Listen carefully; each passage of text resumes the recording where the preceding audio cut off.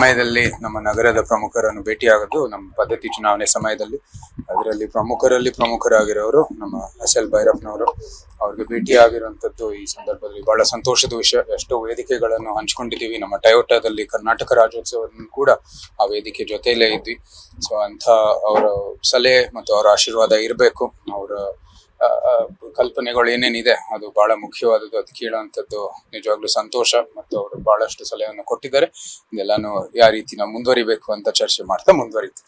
ಸರಿ, ಎಸಿ ಕೊಠಡಿ ಬಿಟ್ಟು ಆಚೆ ಬಂದು ಓಡಾಡಬೇಕು ಅನ್ನೋ ಸವಾಲಿತ್ತು. ಆ ಸವಾಲು ಸ್ವೀಕಾರ ಮಾಡಿ ಓಡಾಟ ಮಾಡಿದ್ರೆ ಈ 15 ದಿನದಲ್ಲಿ ನಿಮ್ಗೆ ಬಹಳ ಒಳ್ಳೆ ಅನುಭವ. ನಾನು ಹೇಳಿದ್ದೀನಿ, ಜನರು ಬಂದು ಅವರ ಸಮಸ್ಯೆಗಳನ್ನು ಕೇಳೋದು, ಅವ್ರಿಗೆ ಏನೇನು ಸಂದೇಶ ಕೊಡಬೇಕು ಅಥವಾ ಏನೇನಿದೆ ಅದನ್ನೆಲ್ಲ ಕೇಳುವಂಥದ್ದು ನಿಜವಾಗ್ಲೂ ಒಂದು ಒಳ್ಳೆಯ ರೀತಿ ನಡೀತಾ ಇದೆ. ಅದ್ರ ಜೊತೆಗೆ ಹೇಳಿದೀನಿ, ಬಂದ ಆಚೆ ಕಡೆ ಎಲ್ಲಾನು ಭೇಟಿ ಆಗೋದು ಅದೇ ಒಂದು ಆನಂದ. ನಮ್ಗೆ ಸಿಗ್ತಾ ಇಲ್ಲಂಥದ್ದು ಎಲ್ಲ ಅವಕಾಶಗಳು ಇಲ್ಲಿ. ಈಗಲೇ ಒಂದು ಕಾಫಿ ಶಾಪ್ ಅಲ್ಲಿ ನಾವು ಒಂದು ಒಳ್ಳೆ ಕಾಫಿ ಕುಡಿದ್ವಿ. ಅದೆಲ್ಲ ನಮ್ಗೆ ಸಿಗ್ತಾ ಇಲ್ಲ, ಇವಾಗ ಸಿಗ್ತಾ ಇದೆ. ಸೊ ಅದೇ ಒಂದು ಆನಂದ. ಎಲ್ಲ ಯಶಸ್ವಿ ಆಗ್ಲಿ ಅಂತ ಅವರು ಬಂದು ಆಶೀರ್ವಾದ ಮಾಡ್ತಾ ಇದ್ದಾರೆ. ಅದ್ರ ಜೊತೆಗೆ ತಮ್ಮ ಸಮಸ್ಯೆಗಳು ಏನು ಅಲ್ಲಿ ಸಂಬಂಧಪಟ್ಟಿರುವ ಅವ್ರ ನಗರಕ್ಕೆ, ಅವ್ರ ಪ್ರದೇಶಕ್ಕೆ ಏನೇನ್ ಸಮಸ್ಯೆಗಳಿದೆ ಅದನ್ನು ಕೂಡ ಮಂಡಿಸ್ತಾ ಇದ್ದಾರೆ. ಅದ್ರ ಜೊತೆಗೆ ನಾವು ಯಾವ ರೀತಿ ಮೈಸೂರಿನ ದೃಷ್ಟಿ ಏನು ಅಂತ ನಮ್ಮ ಮೈಸೂರು ಕೊಡಗು ಕಡೆ ಮೊನ್ನೆ ಬಂದಿದ್ದು ಸಿಎಂ ಆಗ್ಲಿ ಡಿಸಿಎಂ ಆಗ್ಲಿ ಎಲ್ಲೂ ಕೂಡ ನಿಮ್ ಹೆಸರು ಹೇಳಿಲ್ಲ, ಬರೀ ಬಿಜೆಪಿ ಅವ್ರ ಬಗ್ಗೆ ಅಷ್ಟೇ ಮಾತನಾಡಿದ್ರು. ಹಾಗಿದ್ರೆ ನಿಮ್ ಮೇಲೆ ಸಾಫ್ಟ್ ಕಾರ್ನರ್ ಇದೆಯಾ ಸಿಎಂ ಆಗ್ಲಿ ಡಿಸಿಎಂ ಆಗ್ಲಿ? ಅದು ನೀವು ಅವ್ರಿಗೆ ಕೇಳ್ಬೇಕಾಗಿದೆ. ಆದ್ರೆ ನಮ್ಗೆ ಮುಖ್ಯಮಂತ್ರಿ ಸ್ಥಾನಕ್ಕೆ, ಮುಖ್ಯಮಂತ್ರಿ ಸ್ಥಾನಕ್ಕೆ ಯಾವಾಗ್ಲೂ ಒಂದು ಗೌರವ ಇದ್ದೇ ಇರುತ್ತೆ ಆ ಪದವಿಗೆ. ನಾನು ಹೇಳಿದೀನಿ, ನಾನು ಟೀಕೆ ಎಲ್ಲ ಮಾಡೋದು ಬರೀ ಅದು ಸೈದ್ಧಾಂತಿಕ ಅಥವಾ ಅವ್ರು ಏನ್ ಅಭಿವೃದ್ಧಿ ಮಾಡ್ತಾ ಇದಾರೆ ಅದನ್ನ ಸರಿ ಇಲ್ಲದ್ರೆ ನಾವು ಅದ್ ಟೀಕೆ ಮಾಡೋದು, ವೈಯಕ್ತಿಕವಾದ ಮಾಡೋದು ತಪ್ಪು. ಅದು ಒಳ್ಳೆ ಮೆಚೂರ್ಡ್ ಆದ ಒಂದು ರೀತಿಯಲ್ಲಿ ನಡೀತಾ ಇರೋದು. ಅದು ನಾವೆಲ್ಲರೂ ಅದಕ್ಕೆ ಒಂದು ನಮ್ಮ ಬೆಂಬಲ ಕೊಡಬೇಕಾಗಿದೆ ಅಂತ ಒಂದು ಮೂವ್ಮೆಂಟ್. ಸಮಯದಲ್ಲಿ ನಮ್ಮ ನಗರದ ಪ್ರಮುಖರನ್ನು ಭೇಟಿಯಾಗೋದು ನಮ್ಮ ಪದ್ಧತಿ ಚುನಾವಣೆ ಸಮಯದಲ್ಲಿ. ಅದರಲ್ಲಿ ಪ್ರಮುಖರಾಗಿರೋರು ನಮ್ಮ ಎಸ್.ಎಲ್. ಭೈರಪ್ಪನವರು. ಅವ್ರಿಗೆ ಭೇಟಿಯಾಗಿರುವಂತದ್ದು ಈ ಸಂದರ್ಭದಲ್ಲಿ ಬಹಳ ಸಂತೋಷದ ವಿಷಯ. ಎಷ್ಟೋ ವೇದಿಕೆಗಳನ್ನು ಹಂಚ್ಕೊಂಡಿದ್ದೀವಿ. ನಮ್ಮ ಟಯೋಟಾದಲ್ಲಿ ಕರ್ನಾಟಕ ರಾಜ್ಯೋತ್ಸವವನ್ನು ಕೂಡ ಆ ವೇದಿಕೆ ಜೊತೆಯಲ್ಲೇ ಇದ್ವಿ. ಸೊ ಅಂತ ಅವರ ಸಲಹೆ ಮತ್ತು ಅವರ ಆಶೀರ್ವಾದ ಇರಬೇಕು. ಅವರ ಕಲ್ಪನೆಗಳು ಏನೇನಿದೆ ಅದು ಬಹಳ ಮುಖ್ಯವಾದದ್ದು. ಅದು ಕೇಳುವಂಥದ್ದು ನಿಜವಾಗ್ಲೂ ಸಂತೋಷ. ಮತ್ತು ಅವರು ಬಹಳಷ್ಟು ಸಲಹೆಯನ್ನು ಕೊಟ್ಟಿದ್ದಾರೆ. ಇದೆಲ್ಲಾನು ಯಾವ ರೀತಿ ನಾವು ಮುಂದುವರಿಬೇಕು ಅಂತ ಚರ್ಚೆ ಮಾಡ್ತಾ ಮುಂದುವರಿತೀವಿ.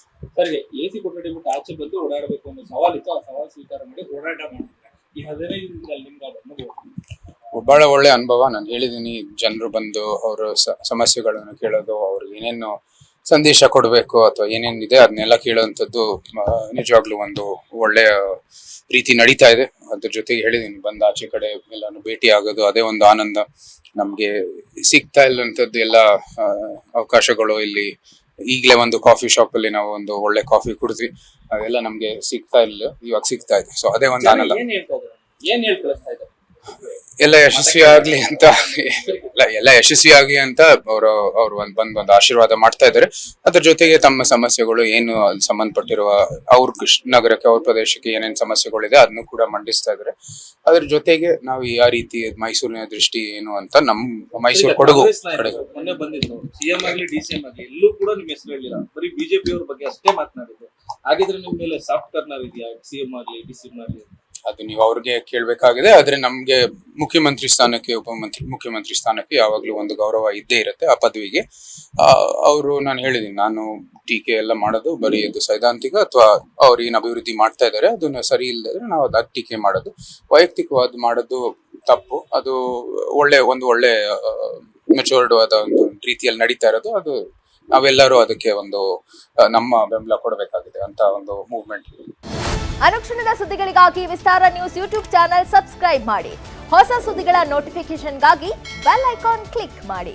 ಲೇಟೆಸ್ಟ್ ಅಪ್ಡೇಟ್ಸ್ಗಾಗಿ www.vistaranews.com ವೆಬ್ಸೈಟ್ಗೆ ವಿಸಿಟ್ ಮಾಡಿ.